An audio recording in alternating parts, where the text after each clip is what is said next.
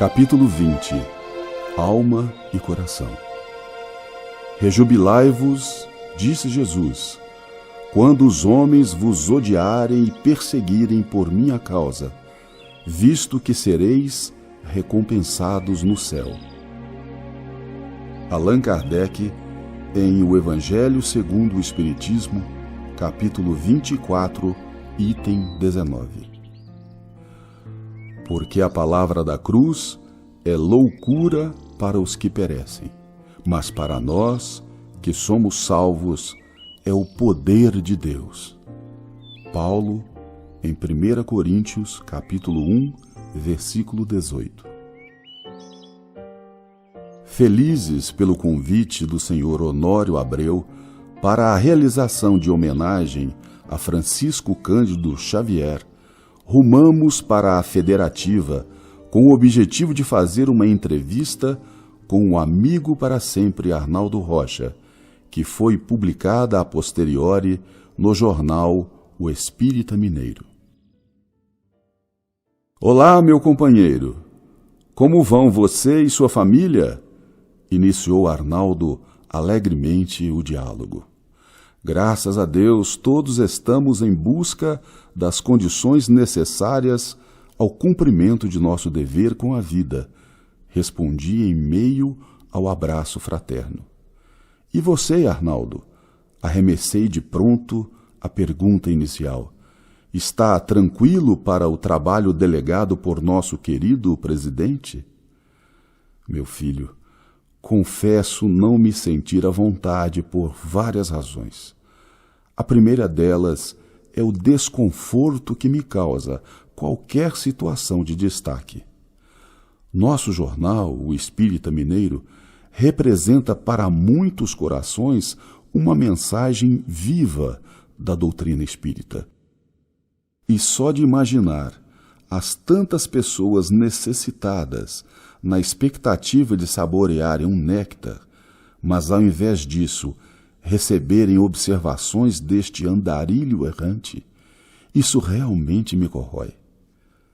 Arnaldo, interrompi fraternalmente, isso não seria um exagero da sua parte? Afinal de contas, o objetivo da entrevista não é enaltecer a sua pessoa, mas prestar um preito de amor ao Chico. Lembre-se de que em junho próximo completarão 2 anos de desencarne do amigo.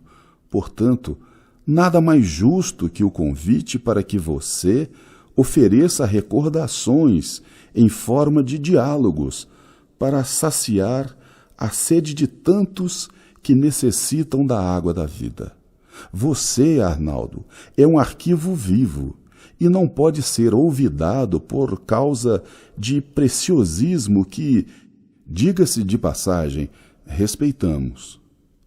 Foi por isso mesmo que acabei concordando, mas ainda assim prefiro me manter na calada, como fiz em vários momentos da minha insignificante reencarnação. Recordo-me de 2 fatos muito importantes que grifam o que estou tentando dizer. O primeiro aconteceu no lançamento dos livros Instruções Psicofônicas e Vozes do Grande Além. Chico insistiu para que o meu nome fosse incluído nas referidas capas, fato que não aceitei de forma alguma, pois meu papel foi apenas de organizar e catalogar as informações e dados e colocá-los em forma de livro.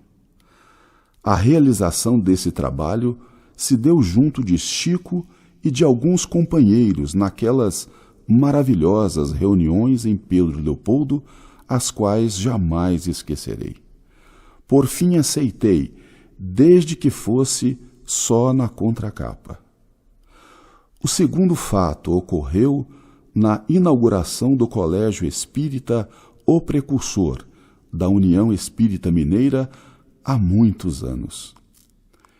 Chegamos na sede, que ainda hoje situa-se na Avenida Olegário Maciel, em Belo Horizonte, Chico e eu, e fomos recepcionados por muitos amigos de doutrina e da sociedade da capital mineira, dentre os quais estavam Rubens Romanelli, Martins Peralva, Maria Aluoto Berotto, Dona Neném, Badi Curi, Ademar Duarte, Noraldino Castro, Camilo Chaves e outros que a memória não autoriza mais lembrar, pois são 50 anos passados. Nisso, o nosso ilustre senhor Ademar Duarte, membro conselheiro da União, além de reconhecido professor, aproximou-se dizendo que os lugares na mesa diretora estavam reservados para o Chico e para mim. Confesso que fiquei chocado, pois eu era um maltrapilho perto de tantas celebridades da educação e da doutrina. Jamais esquecerei a frase expressada por mim que, confesso, nascida do fundo do coração. Perdoe-me, Ademar, mas não posso aceitar a deferência. Eu não a aceito pelo simples fato de não me sentir à altura do cometimento. Já pensou naqueles amigos a observarem um neófito em doutrina espírita e um total desconhecido na área pedagógica sentado na posição mais importante? No mesmo instante, Chico, que não havia participado do diálogo, mas registrava-o mediunicamente, deixou o outro grupo com o qual estava reunido e veio ao nosso encontro. Ao se integrar conosco, sem que ninguém tocasse no assunto, concordou com a minha posição, assim exprimindo: Naldinho, compreendi e concordei, pois as dificuldades necessitam de tempo para serem trabalhadas. Foi uma frase que envolveu não só a mim, como também a todos os demais, que na hora aquietaram-se. Ao final do evento, o doutor Camilo Chaves, outro amigo inesquecível, ao despedir-se de nós dois, voltou-se para mim e fraseou com sua costumeira educação: Apoio posturas como a sua, Arnaldo. São dignas do aprendiz do Evangelho. Hoje, compreendo essas reações como mecanismo defensivo, mas afianço preferir agir assim, no presente, a escorregar no estrelismo ruidoso, que exige, por consequência, a colheita amargosa no silêncio da senda individual. Afinal, Jesus nos ensina que os últimos serão os primeiros, não é verdade? Sem ter nada a declarar, concordamos apenas com o olhar. Retomando a exposição, o amigo dos diálogos e recordações apontou-nos novos horizontes que, consequentemente, ampliaram a bela temática. Meu amigo, expressou-se Arnaldo, no mesmo instante em que o ambiente se transformou num tesouro de espiritualidade. Ao contrário da negativa narrada anteriormente, aceitei e me entreguei ao labor de dialogar com os irmãos desencarnados em sofrimento, através da confiança em mim depositada pelos benfeitores espirituais. Costumo afirmar que é a única coisa que aprendi a fazer em doutrina espírita. Recordo-me do dia em que Emmanuel assim se expressou ao meu coração, através da psicofonia de Chico. Abrace, Arnaldo Rocha, essa tarefa como sendo a mais importante de sua vida. Devemos trabalhar pelo Evangelho, ofertando o melhor de nós, concedendo o tempo devido, apagando-nos, para que Ele, o Cristo, cresça em amor e verdade sempre. Com esse ensinamento, busquei inspiração para tantos momentos que vivi nesses quase 60 anos de espiritismo. Um dos pontos que mais sensibilizaram esse pobre coração para levar a tarefa a efeito foi a entrega dos cristãos primitivos ao trabalho do Cristo, mesmo em martírios sangrentos.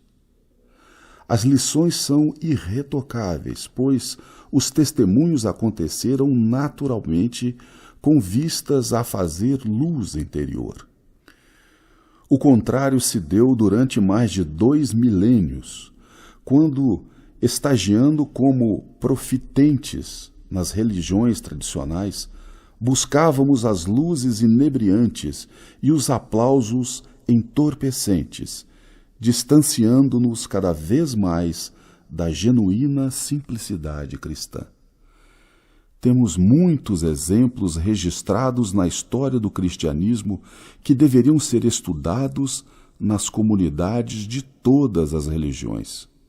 Um belo exemplo foi o primeiro e mais marcante martírio de todos, o de Estevão, que, amparado por Jesus no momento extremo, pede perdão para Saulo de Tarso, seu algoz, conforme narrativa de Emmanuel no livro Paulo e Estevão. Nesse instante, ignorando-se alvo de tão singular atenção, o pregador do caminho saiu de sua impressionante mobilidade. Vendo que Jesus contemplava melancolicamente a figura do doutor de Tarso, como a lamentar seus condenáveis desvios, o discípulo de Simão experimentou pelo verdugo sincera amizade no coração. Ele conhecia o Cristo e Saulo não. Assomado de fraternidade real e querendo defender o perseguidor, exclamou de modo impressionante: Senhor, não lhe imputes este pecado. Arnaldo retoma a temática central. Esses exemplos representam nossos desafios interiores, pois as feras já nos foram apresentadas no circo da consciência e as torturas foram a nós reveladas pela doutrina espírita, em espírito e verdade, para que as labaredas de fogo transformem o grito do povo na aurora e na mansuetude do vinde a mim. Nós, por tão pouco, abandonamos o trabalho, reclamamos dos desafios, esquecemos da fé, criamos dissensões. E os nossos exemplos vivos acabam enterrados pela indiferença. Tenho admiração pelo mártir da independência do Brasil, o Alferes Tiradentes, que, em nome do ideal do qual se investiu em sua romagem terrena, entregou-se passivamente para que a liberdade definitiva fosse instituída. A partir do sacrifício pessoal, traria o desenvolvimento histórico da nação, inspirando outros mártires do anonimato. Recordo-me de que, nas primeiras reuniões de materialização de que participamos junto ao Chico, o primeiro espírito a materializar-se foi o inesquecível Joaquim José da Silva Xavier. Alto, forte, de voz grave, conversou conosco por mais de 1/4 de hora. No início da manifestação, o assombro foi pelo fenômeno em si. Depois, a estupefação decorreu da identificação do patrono da independência. Ele estava ali, diante dos meus olhos, a uma distância de apenas alguns centímetros. Nessa inesquecível reunião, o Alferes Xavier fez uma bela palestra explicando doutrinariamente a importância do livre-arbítrio na construção do próprio destino. O seu desempenho na personalidade do general romano Mário definiu muitos sofrimentos na esteira do tempo. Humberto de Campos escreveu através de Chico que esse espírito fora brindado por Ismael a proclamar através das faculdades psicofônicas de Dom Pedro I a inesquecível frase independência ou morte. Como encarnado, o sonho foi frustrado em face da importância do seu testemunho no sacrifício, que certamente teve mérito maior. Voltamos o olhar para o relógio e não conseguimos encontrar-nos no tempo, apesar de lembrarmos ser o dia 21 de abril, o dia de Tiradentes. Com isso, a recordação da conjuração mineira e do mártir Joaquim José da Silva Xavier, o Tiradentes, foi inevitável. Então conjeturei com Arnaldo sobre uma possível ligação do sobrenome Xavier, da família querida, que testemunharam até o fim o amor ao ideal de servir. Arnaldo dilui a pergunta com seu jeito mineiro. Nomes podem ser apenas coincidências. São tantos exemplos que entramos em êxtase, mas apontamos também, e não poderia ser de outra maneira, a trajetória vitoriosa de Emmanuel, deixando para trás as algemas fomentadas pelo seu próprio passado. O benfeitor de Chico Xavier e de todos nós espíritas, Emmanuel, revolve das cinzas imperiais por outras vias na atualidade, depois do traspassar de Chico, para levantar a chama da vida de forma definitiva na regeneração. Acreditamos que isso é o que ele gostaria de nos dizer. Postergar significa ainda uma vinculação ao voo da águia e aos Césares. Arnaldo, como foi belo o martírio de Nestório, do segundo romance psicografado por Chico Xavier, ditado por Emmanuel, o livro 50 anos depois, junto de Policarpo, sendo recebido por Lívia no plano espiritual. Não podemos esquecer ainda dos últimos instantes de Basílio, no livro Ave Cristo, na mesma igreja de Lyon. Sim, meu jovem, cada história tem o seu enredo, mas as mortes de Públio Lentulus Sura, Públio Lentulus Cornélio, Nestório e Basílio nos revelam profundos ensinamentos sobre a lei de causa e efeito e a libertação pelo Evangelho. Afinal, todas elas tratam da mesma alma em evolução, ou seja, esse espírito benéfico e amoroso que todos admiramos com nossos mais sinceros sentimentos, Emmanuel. Como não podia deixar de ser, transcreveremos a seguir para melhor entendimento e embevecimento do leitor trechos do martírio cristão de Emmanuel em duas oportunidades. Primeiramente, quando na personalidade do escravo Nestório, descrita no livro 50 anos depois, e em seguida como o cristão Basílio, no livro Ave Cristo. O martírio de Nestório, livro 50 anos depois. Recebendo a visita de Célia. Célia, tua vinda a este cárcere representa para nós a visita de um anjo. Não te impressione a nossa condenação, que aos olhos de Deus deve ser útil e justa.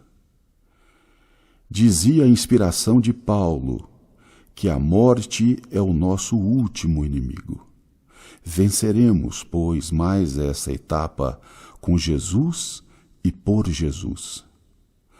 Apesar disso, não te esqueça de que a dádiva da vida é um bem precioso que o céu nos confia.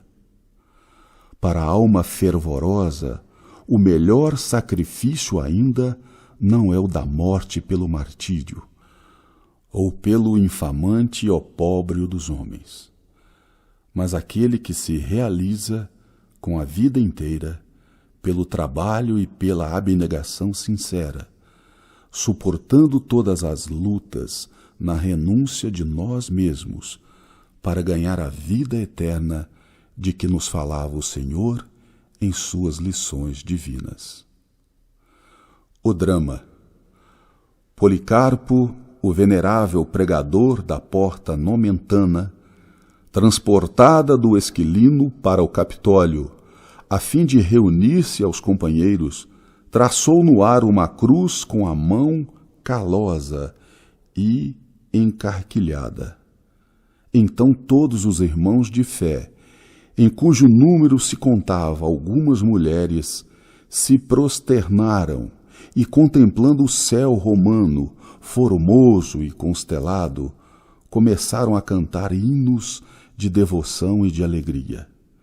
Esperanças versificadas que deviam subir a Jesus, traduzindo o amor e a confiança daqueles corações resignados que viviam embevecidos nas suaves promessas do seu reino. Aos poucos, as vozes se elevavam, harmoniosas e argentinas, nas estrofes de hosana e de esperança. Seres espirituais imperceptíveis ajoelhavam-se junto dos condenados, a cujos ouvidos chegavam os ecos suaves das cítaras do invisível. Por vezes, os gritos de cristão às feras e morte aos conspiradores explodiam sinistramente da turba enfurecida. Ao fim da tarde, quando os últimos raios do sol caíam sobre as colinas do Célio e do Aventino, entre as quais se ostentava o circo famoso, os 22 condenados foram conduzidos ao centro da arena. Negros postes ali se erguiam, aos quais os prisioneiros foram atados com grossas cordas presas por elos de bronze. Nestório e Ciro, pai e filho, confundiam-se naquele pequeno grupo de seres desfigurados pelos mais duros castigos corporais. Ambos estavam esqueléticos e quase irreconhecíveis. Enquanto os gigantes africanos preparavam os arcos, ajustando-lhes flechas envenenadas, os mártires do cristianismo começaram a entoar um cântico dulçoroso. Ninguém poderia definir aquelas notas saturadas de angústia e de esperança. Debalde, as autoridades do anfiteatro mandaram intensificar o ruído dos atabalhes e os sons estrídulos das flautas e alaúdes, a fim de abafar as vozes intraduzíveis do hino cristão. A harmonia daqueles versos resignados e tristes elevava-se sempre, destacando-se de todos os ruídos na sua majestosa melancolia. As primeiras setas foram atiradas ao peito dos mártires, com singular maestria, abrindo-lhes rosas de sangue que se transformavam imediatamente em grossos filetes de sofrimento e morte. Mas o cântico prosseguia como um arpejo angustiado que se estendia pela terra obscura e dolorosa. Na sua melodia misturavam-se indistintamente a saudade e a esperança, as alegrias dos céus e os desenganos do mundo, como se aquele punhado de seres desamparados fosse um bando de cotovias apunhaladas, librando-se nas atmosferas da terra a caminho do paraíso. Com o peito crivado de setas que lhe exauriam o coração, e contemplando o cadáver do filho, que expirava antes dele, dada a sua fraqueza orgânica, Nestório sentiu que um turbilhão de lembranças indefiníveis lhe afloravam ao pensamento já vacilante, confuso, nas vascas da agonia. Com os olhos sem brilho, pelas ânsias da morte, arrebatando-lhe as forças, percebeu a multidão que os apulpava, escutando-lhes ainda os alaridos animalescos. Fitou a tribuna imperial, onde, certo, estariam quantos lhe haviam merecido afeição pura e sincera, mas dentro de emoções intraduzíveis, viu-se também nas suas recordações confusas, na tribuna de honra, com a toga de senador, enfeitado de púrpura. Coroado de rosas, aplaudia também ele a matança de cristãos que, sem os postes do suplício, nem flechas envenenadas a lhes traspassarem o peito, eram devorados por feras hediondas insaciáveis. Desejou andar, mover-se, porém ao mesmo tempo sentia-se ajoelhado junto de um lago extenso, diante de Jesus Nazareno, cujo olhar doce e profundo lhe penetrava os recônditos do coração. Genuflexo, estendia as mãos para o Mestre Divino, implorando amparo e misericórdia. Lágrimas ardentes queimavam-lhe as faces, descarnadas e tristes. Aos seus olhos moribundos, as turbas furiosas do circo haviam desaparecido. Foi quando um vulto de anjo ou de mulher caminhou para ele, estendendo-lhe as mãos carinhosas e translúcidas. O mensageiro do céu ajoelhara-se junto do seu corpo ensanguentado e afagou-lhe os cabelos, beijando-o suavemente. O antigo escravo experimentou a carícia daquele ósculo divino e seu espírito cansado e enfraquecido adormeceu de leve, como se fora uma criança. Era Lívia. O Martírio de Basílio. Livro Ave Cristo. Despedida do pai Basílio da sua filha Lívia. O velho afinador abraçou Lívia, cujos olhos se mantinham velados de pranto que não chegava a cair, e falou emocionado. Adeus, minha filha. Creio não mais nos veremos nesta vida mortal. Esperar-te-ei, porém, na eternidade. Se te demorares na terra, não te sintas à distância de meus passos. Permaneceremos juntos em espírito. Somente a carne mora à sombra do túmulo. Se fores ultrajada, perdoa. O progresso do mundo é feito com o suor dos que padecem, e a justiça entre os homens é um santuário levantado pela dor dos vencidos. Ergueu os olhos para o alto, como quem indicava no céu a última pátria que lhes restava, e concluiu: um dia reunir-nos-emos de novo, no lar sem lágrimas e sem morte. O delegado imperial esboçou uma carranca de descontentamento e, fixando Basílio, inquiriu: E vós, o que dizeis?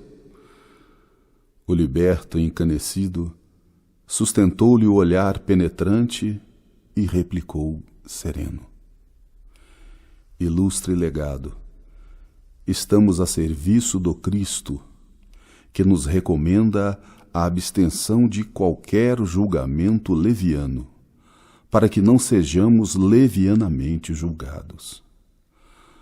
O Evangelho não abona a revolução. Que insolência! Aos cavaletes! Com a passividade que lhes era característica, os seguidores do crucificado penetraram o lúgubre aposento. Vários instrumentos de martírio ali se enfileiravam. Miseráveis, confessem agora, onde se acoitam os cristãos insubmissos? Cristianismo e insubmissão não se conhecem, redarguiu Vestino com calma. Nada temos a dizer, ajuntou Basílio resignado. Horda de corvos, trovejou Ignácio possesso, por todas as divindades infernais, desenrolem a língua ou pagarão muito caro o atrevimento. Fez um sinal imperativo e as cordas retesaram-se. Os dois apóstolos atormentados sentiram que o tórax e a cabeça se desligavam, que os braços se separavam do tronco. Gemeram semi-asfixiados, mas não se lhes arrefeceu o bom ânimo. Confessem, confessem, repetia o alto dignatário romano, de espírito conturbado pela cólera. Mas porque a revelação tardasse indefinidamente, mandou que as cordas se esticassem mais e mais. O peito dos suplicados arfava dolorosamente. Ambos cravavam o olhar no teto, qual se buscassem debalde a contemplação do céu. Pastoso suor escorria-lhes do corpo a estalar-se. Em determinado momento, Basílio desferiu um grito inesquecível: Jesus! A imprecação escapara-se-lhe do imo da alma, num misto inexprimível de dor, amargura, aflição e fé. Os olhos do velho afinador arregalaram-se nas órbitas, enquanto Vestino apresentava análogos fenômenos de angústia. Rompida a base do crânio, e rebentadas várias veias entre os ossos quebrados e a carne em dilaceração, o sangue em golfadas sucessivas lhe borbotou da boca entreaberta. A morte fora rápida. Estranha placidez estampou-se nas duas fisionomias dantes torturadas. Chocaram-se, então, na sala, a perplexidade dos ímpios e o mudo heroísmo dos filhos do Evangelho.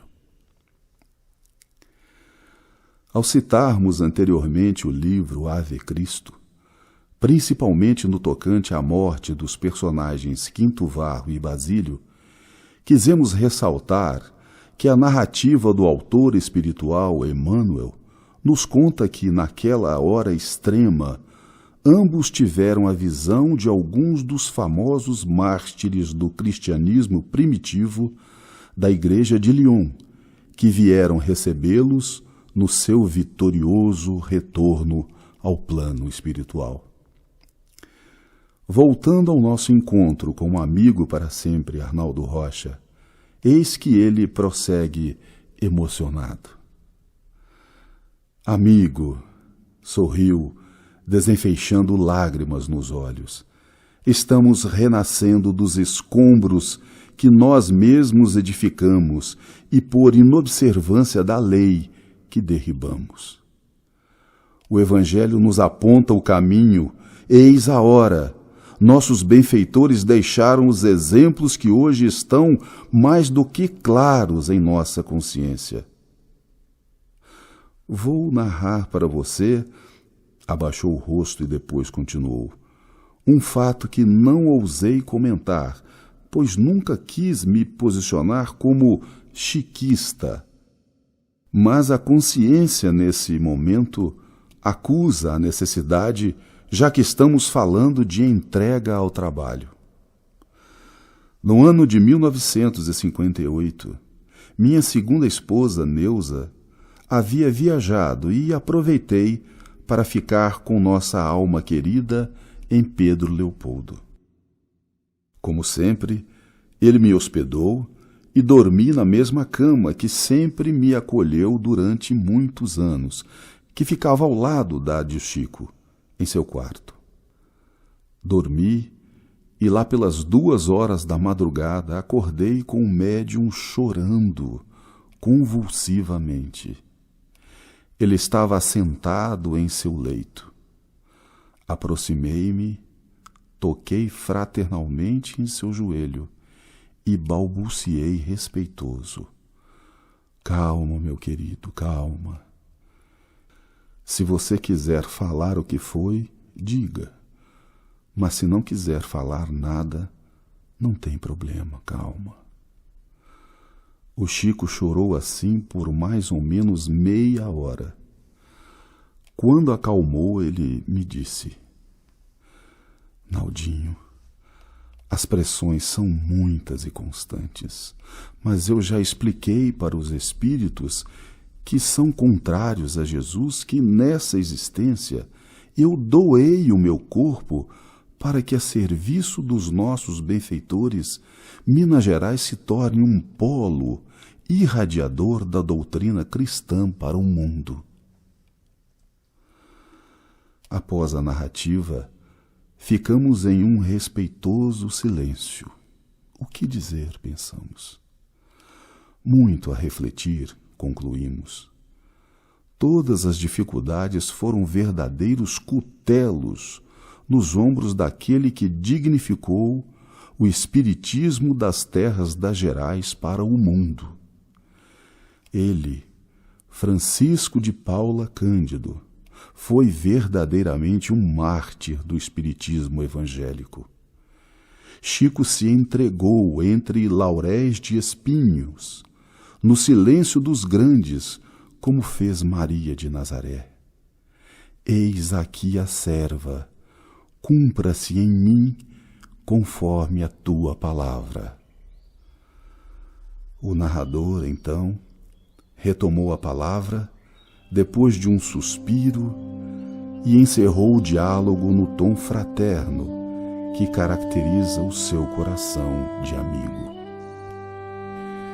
Emmanuel afirma que o planeta Terra será um mundo regenerado por volta de 2057. O que fazer a não ser seguir o Cristo?